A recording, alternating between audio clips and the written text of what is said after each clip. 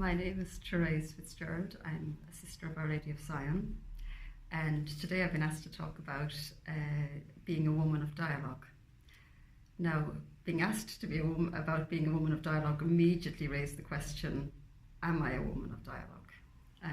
And I reflected on that question and began to look at my experience in dialogue and the people I've met, what I've learned from them, and a little bit of my own reflection about myself and what I bring to dialogue. And one of the things I've learned from dialogue is that my identity as a sister of Sion, as a Catholic in my faith tradition, has grown and become strengthened. At the same time, I've developed and grown and changed. And as somebody who works in the area of counselling, it has really informed my counselling work because of what happens to identity and what happens to us as people as we grow and change, and at the same time have the same identity that's developing all the time. So when I reflected on that experience, whether it's in an interfaith setting or a Jewish Christian setting or within my own faith tradition, I began to realise that as a human being, there are important pieces that contribute to dialogue with another person.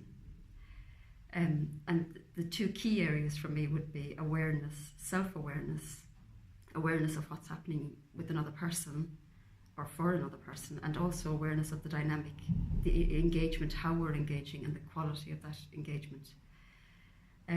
So I've really enjoyed those three perspectives, and I've, again, based on the question I've been asked, I have looked a little bit more at my own awareness, my self-awareness, and I've realised that I've become much more aware as a person because of dialogue.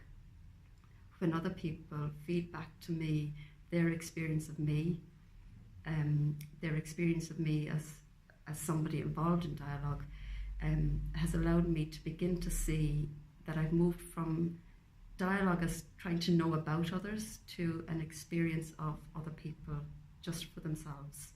And part of that brings in a choice around who do I choose to dialogue with. So I'm also noticing that my dialogue with others has, the circle has widened and widened and widened.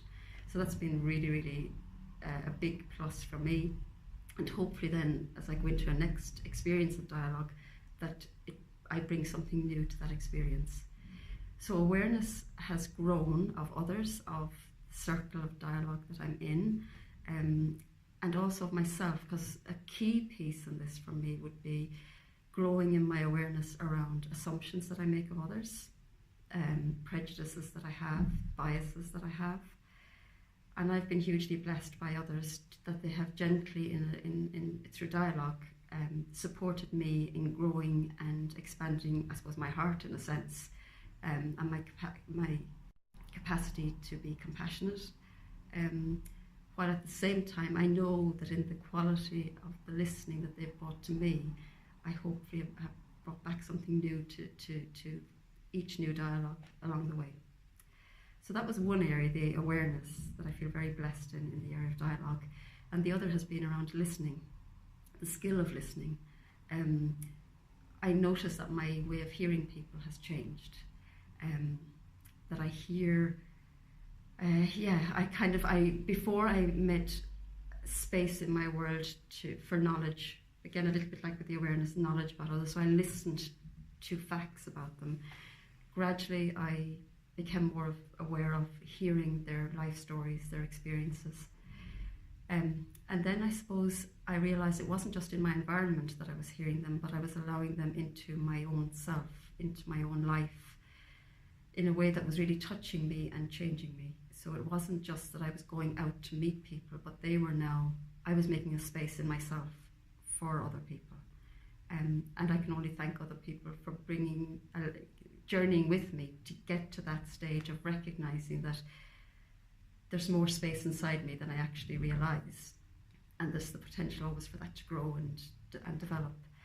And so the big change in that has been the quality of the listening. It's no longer two people meeting, but almost two people, I was going to say interacting or engaging, but that still doesn't quite capture the quality of listening that I'm growing into.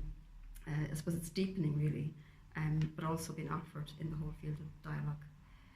And I suppose from that then I come back to the question that I was originally asked, because it brings me to that place of, am I a woman of dialogue? And I think it's about being and becoming. So all the time I'm becoming more and more somebody who has a growing capacity for dialogue, but with the levels of change and development in myself so far, I would never like to think that I'd got to the end of that road.